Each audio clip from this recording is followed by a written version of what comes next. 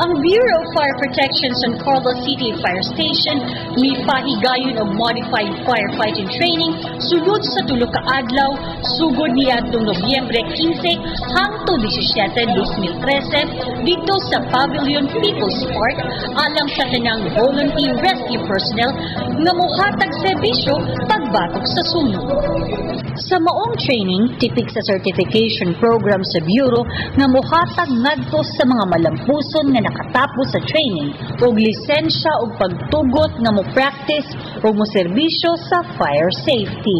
Ang mga katuyuan sa maong training mao ang pagsiguro sa personal safety sa kinabuhi sa mga biktima sa sunog, kabtangan o pagpanalipod sa kalikupan, paghatag og gustong kahibalo o kahanas sa pagsanta sa sunog, pagtabang sa BFP sa pagpalapnag, sa pagmatngon sa pagpangandam, batok sa katalagman ug sa sunog aron malikayan ang kamatayon o pagwala sa kabtangan ug pagtabang sa BFP sa pagpatuman sa fire safety programs sulod sa nahisakupan nga lugar o uban pa.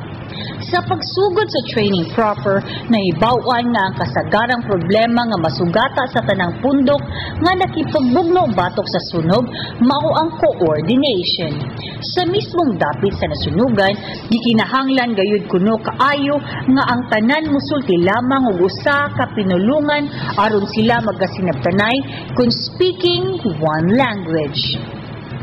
Lakip sa mga hisgutanan nga gituki sa training mo ang napuno kabahin sa operation. Smoke reading fire alarm o communication system. Kapiligro dala sa sunog.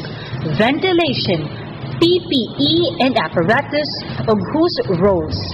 Fire stream, incident command system, emergency o non-emergency moves. Search and rescue ug uban pa.